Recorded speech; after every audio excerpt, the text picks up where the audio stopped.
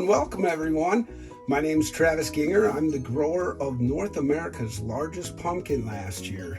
Was nicknamed the Tiger King for the bright orange white stripes. 2,350 pounds. Went on to win Half Moon Bay, California, their annual pumpkin weigh-off. Today we're going to actually start by following my journey with seed starting. Today's a wonderful topic. Everyone's got to get their plants off to running out the door, and no better than to start with the topic of seed starting.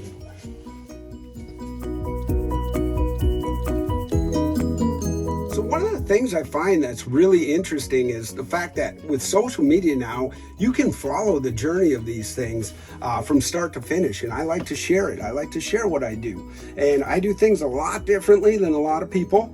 And one of the things I do is with our seed starting, I'm starting down in a sauna.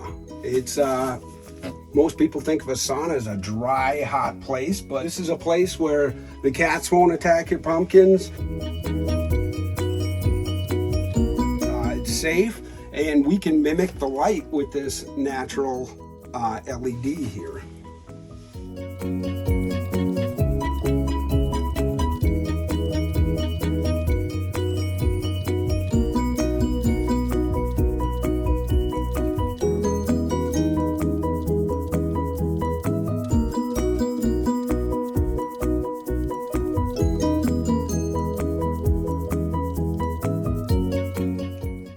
A lot of people at the level of, winning championships, whatnot, it's hard to follow their stories along the entire way.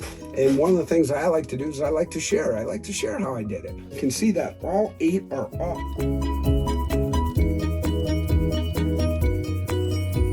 And growing in these wonderful pots. Why'd I pick square? Well, obviously we're in a tight area and I needed all the space I could get. So that's why I picked square this year with one round. See, tiger. I like to forget which ones they are till the end.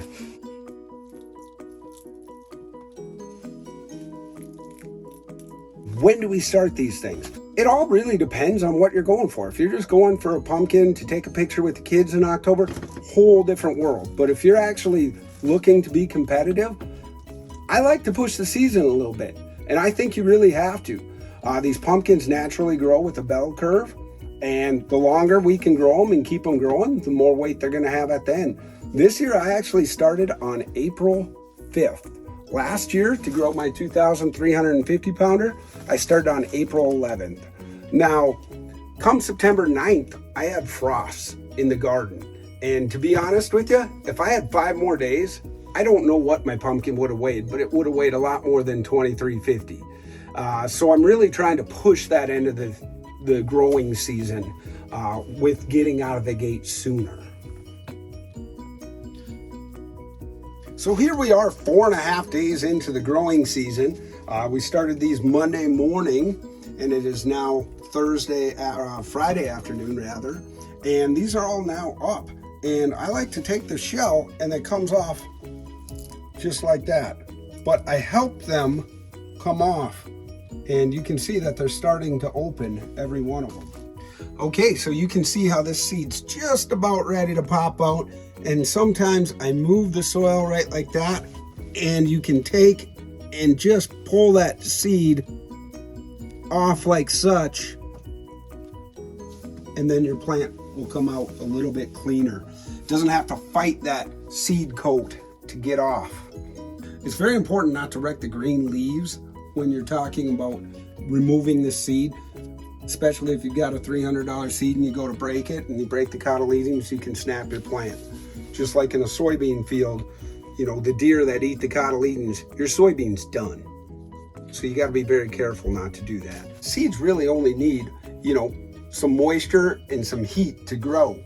You don't need a light right on top of them right away. I just turned this on today. Once I seen them started popping up, I just got my light, boom. Otherwise, it was on the heated tile floor at 90 degrees, okay? I kept that heated tile floor at 90 degrees. You can actually germinate these seeds at 105 degrees max. They're actually meant to be about 85 to 95 degrees, pretty average. You mentioned a $300 seed. How much are you spending on seeds per year? Seeds can average anywhere from free to up to $4, $5, $6, $7, $800. If you've ever went to file a seed, that's a few $100s, or plant a seed, or even take the seed coat off of a really expensive seed, you know what I kind of get the feeling. Some of these seeds here are some of the most expensive seeds in the world right now.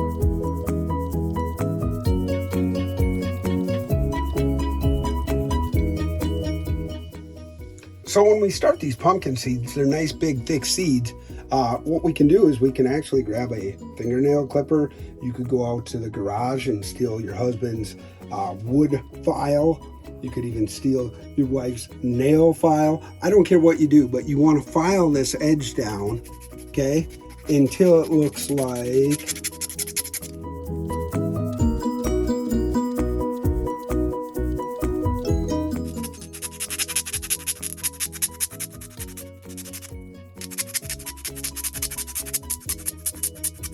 So I only have room for two, and part of what I do, it's give as much care and effort as possible into your plant. Do I think you can put the most care and effort into 8? No. Unless your name's Steve Delitas, no. Okay? You're not going to do it. So I have the option of growing 3. I don't grow 3.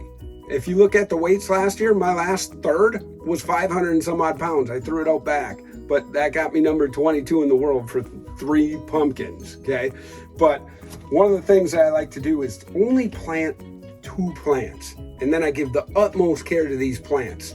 You look at a lot of good growers, they may be growing 3, but you start doing more than that, you can't put the time and effort into these that they need. You're burying, you're pruning, you're fertilizing, you're spraying. There's a lot of work that goes into these, and I think it's one of the rookie mistakes. A lot of growers say, oh man, I got all these great seeds, I don't know which one to choose. Oh, I'll grow all 6, and it's a smaller area. My pumpkins, I'm growing 1,500 square feet. Make a prediction right now, if you can, and tell us if you can't, what 2 are going to make it from this 8. I'd like to see the 2 2183.7s in my garden.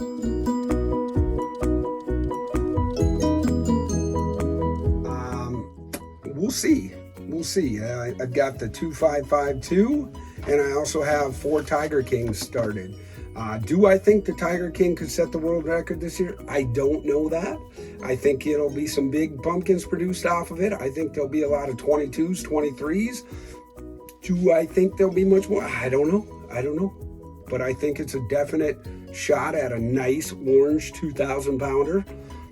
The reason why in my head I picked the 2183, frankly, it produced a 2,552 pounder last year, and I've got to go with where my heart is and know that Ruben did a great job with it, and I think I can do a great job as well.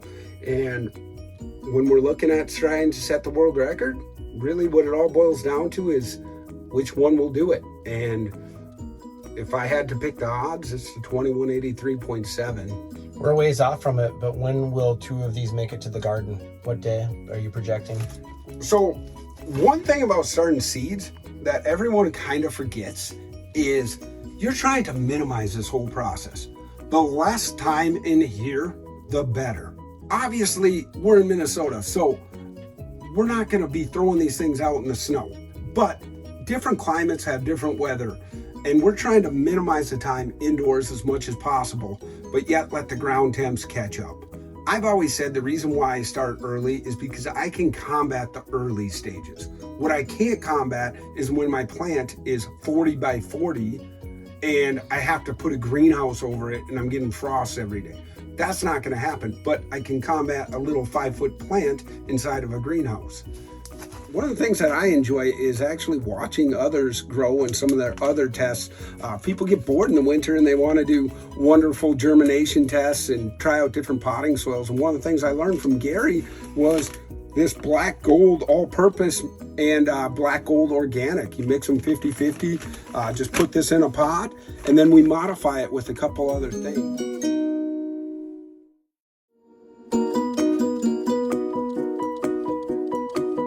Beneficials in here, and it's great. Makes your roots expand and grow nice. So this is azos and great for transplants and seedlings. So I'll sprinkle a little bit of this in my pots, and then I'll also add some mycorrhiza.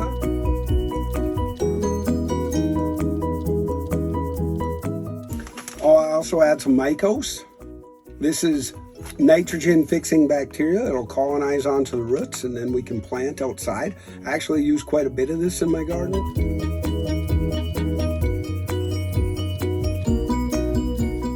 That mixed with some Wallace, and when I transplant outside and at every leaf node I'll be using this.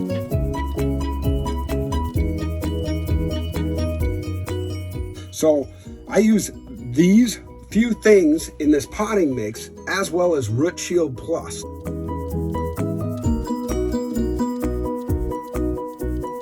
Okay, I didn't bring the bag of Root Shield Plus because this year I'm actually using 50 pounds of it for 2 plants. One of the neat little products I found this year was this Sri Lankan coconut coir. And what it does is it's basically a compressed brick. Like, you wouldn't think it'd be good for soils, but needless to say, this stuff has a lot of potassium in it and a lot of water holding capacity. I actually took some of this, put in water, and mixed it into my potting soil so it would hold a little bit more water than what is naturally there. It also has a fairly decent pH, about 6, and a ton of potassium. So loaded with a lot of things, and all that you do is place some water and it actually swells up 10 times its weight in water. And I will be mixing these all throughout my garden. In fact, I'm not going to be putting a ton around the stump because I want my stump to drain. The stump is where the plant starts, and we don't want to have a lot of, moisture holding right at the stump. We want the stump to drain. I'll actually be using a lot of perlite in there. That'll be my next video. We'll actually be talking about how to do soil prep. Probably one of the biggest, most important things that I could teach you is soil prep. How to do the proper soil prep. Soil structure. What is soil structure? It's actually how the soil looks, feels. It's the composition of the soil is soil structure. Some of this knowledge has come from my degree at the U of M. My degree is actually agriculture education from the U of M. I now teach college, horticulture, soils, and trees and shrubs, and a lot of golf course grounds maintenance. I'm never ready to start the growing season. I always just kind of, oh shoot, it's that day that I got to start. Oh, let's hurry up, let's round up some seeds. So one of the things that you can do to start your seeds is you can actually throw them in water like that and soak them. A lot of people will soak them for 24 hours for an old seed. I tend to just soak them for a couple hours. You can even do this. This is number 2. So number 2, you can take and you can make a wet paper towel. Make sure you squeeze out all the water just like that. And then I take and I'll open it up. And this is called the ragdoll germination method. A lot of people don't know the technical name, but ragdoll germination. Put your seed in like that. And then I take a little Ziploc baggie and I actually put it in here, and I do not close it. I close it about halfway. A lot of people will close it up like that. Well, in theory, they're only supposed to be in here for about 24 hours at 93 degrees, and then you'll have a root. But I have had some seeds mold, so I just tend to just leave a little air in the bag.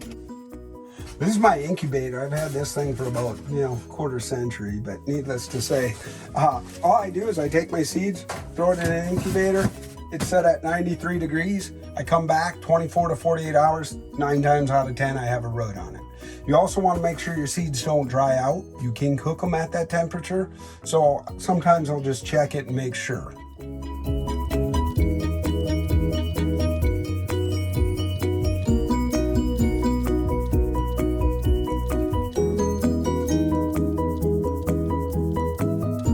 So everyone always wonders, what does a top grower's patch look like this time of year?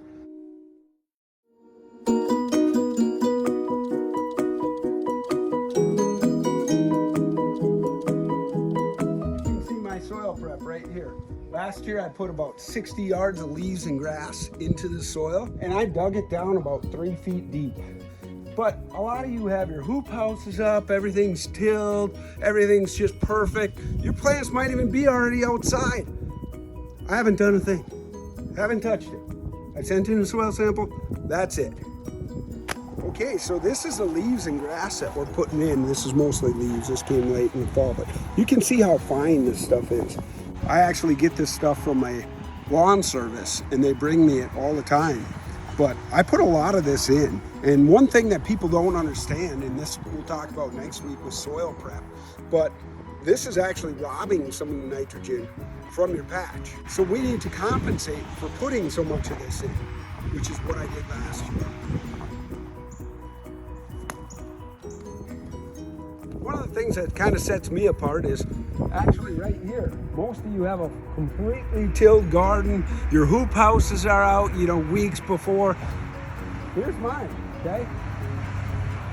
Nothing, I haven't done anything. I tilled in some leaves and grass last fall, and that was it. So there's 3 reasons why you should watch my videos. First and foremost, I grew North America's largest pumpkin last year. I'm not saying that that's the best or I know exactly what I'm doing. I could have got lucky. I still learn a lot from you guys. But number 2 is, look at my garden. A lot of you have your hoop houses up. Everything's prepped. Everything's beautiful. Here's me. No effort has been done this year. None. Would I like to get in sooner? Absolutely. But it just goes to show you, you don't always have to prep months and months in advance. We don't get that option here in Minnesota. When it's done growing, it's done growing. When it starts, it starts. I'll be prepping probably next week for the pumpkins coming out here. And then number 3, I do have a degree in agriculture education. I've learned a lot about horticulture through doing over the years. And frankly, I think I have the resources and knowledge to explain why we do things, where we can cut corners, where we can't cut corners, where should we spend our money. If we only have $500, what would we spend it on? I'm not afraid to share those things. Why are you sharing your knowledge now through videos and content?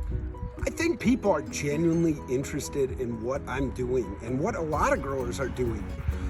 We live in a world of technology, and I think people want to know, and I think it's kind of fun to see a whole journey along. So many people followed the Tiger King, and from the time we named it to the time we planted the seed to the very end, and it was almost gut-wrenching for them when it was on the scale. I mean, what is it going to weigh? And I think it's one of those stupid things that people enjoy, like, oh, I know how much that weighs, like a guess the weight contest at a carnival. We never know what it's going to weigh until it weighs, and I didn't. I drove 2,300 miles not knowing what my pumpkin would weigh. If I was a winner or a loser, I was coming home, okay? And it just so happened that it was North America's largest, and we were super happy to have it. So I want you guys to be able to follow the journey. Hey, many of you don't know, but he has a scale here. He could have weighed it before he went out to California. Travis, did you? Yeah, we have a scale right in the shop. I actually ship rocks nationwide and weigh rocks almost every day. I could have weighed it right here. I didn't. I chose to drive 2,300 miles, 35 hours, not putting it on a scale. And to me, that was just fun. A lot of people are like, you're crazy to go out west without doing that. No. It added to the whole suspense, okay? Wouldn't have done it any other way.